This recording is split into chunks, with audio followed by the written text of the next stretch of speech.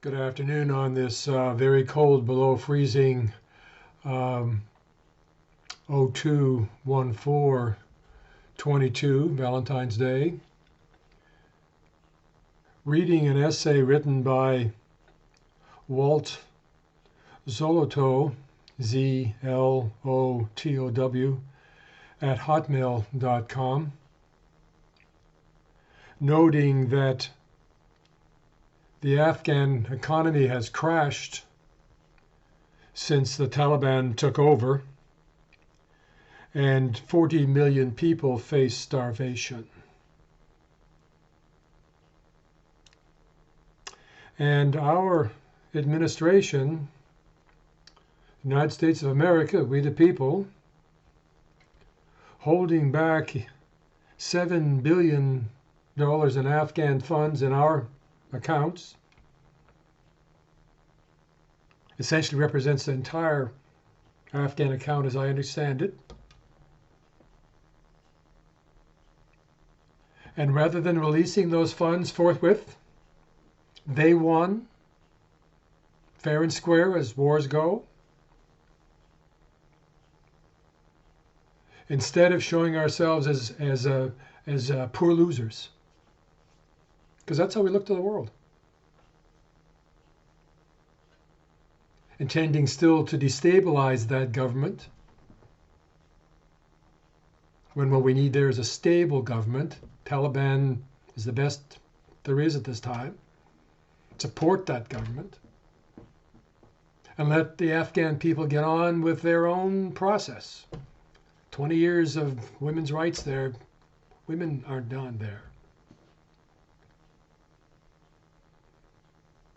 Instead, we're starving millions and millions and millions of Afghanis. So I encourage you, anyone's listening to this, that Joe Biden once again have the courage to make the right decision. Pulling out of Afghanistan was the right decision. History will record that. He's terribly weak in not making that known, to be saying to people, you know, history will show that this was the right decision for us. Let the right howl. And once again doing as the history of our involvement in that part of the world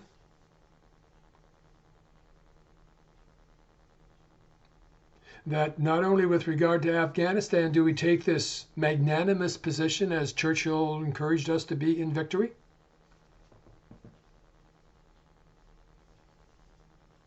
and so having the strength, because right now it's kind of looks as though he's kind of typing Ukraine to kind of distract from home problems. The Russians keep telling us they're not going to invade, and they're accusing us of being hysterical, and we are. Now, why is that so? Why is that being whipped up in the press? Instead, he has to have the courage to do what the Russians asked when the wall came down. One of their conditions is no NATO on our borders. And just for historical perspective, NATO is a military alliance designed to prevent the Russians from attacking the West after World War II. They had a mighty army then who certainly had showed on the battlefield they were willing to die for victory. Russian blood shed in that war like no other. So now, naturally, we're just a little worried. But that threat is gone.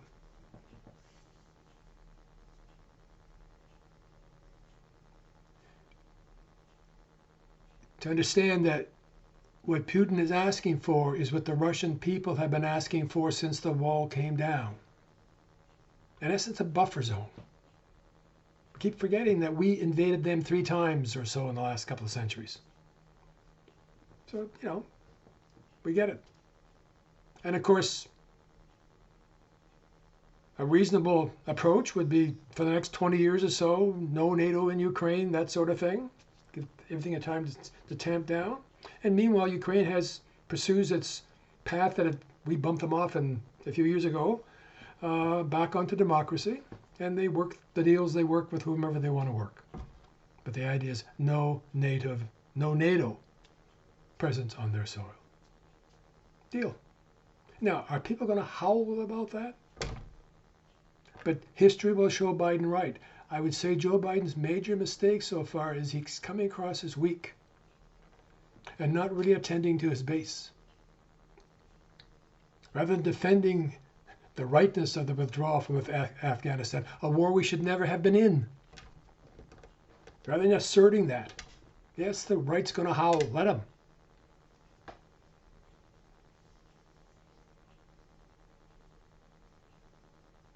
And so with regard to the Ukraine, giving the Russians what they want, which is essentially to be included in the European Union.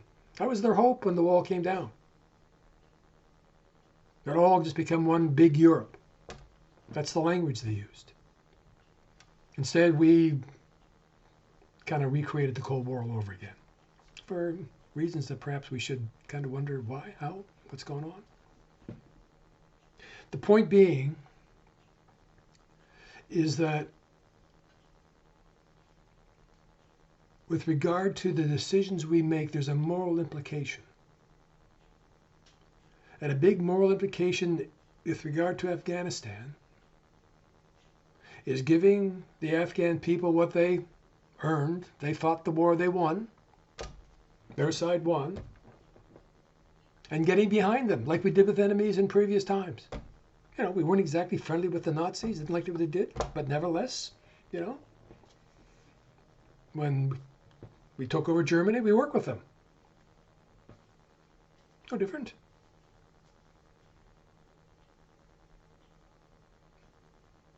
And a moderating influence, of course, as we all work towards having a democratic society. So my plea is for Joe Biden is to be strong and take the hit, because history will show it's the right thing to do, release the money, and also, you know, with regard to the Ukraine, give Russia what it wants, with the understanding that Ukraine picks up the path as an independent democracy. Their security assured. It's a win-win. So I do encourage us all, because we're all part of this mentality to some degree of being kind of sore losers, that we put the word out there, email Biden, make some noise, tell him to do the right thing. Obviously, I put this out there, but, you know, anybody listening? Only if somebody makes it listen, only if you make it listen. Make the message come through. Biden, do the right thing. Be stronger, be more powerful. Reach to your base more. Why didn't they make black voting rights the number one thing after you get the basic infrastructure bill passed? I mean, it's like you know, there's a whole group of people in this country that think marijuana should be legalized. I think it's, you know, it's almost every state. It's positive. It's time to. That's the will of the people. Time to go in that direction. That'd be giving the base something, and a lot of other people as well. So be brave, reach out, and connect, and above all, let us reflect deeply on the decisions that our government is making in our name, and be sure that we do what we can to make the course right. God bless.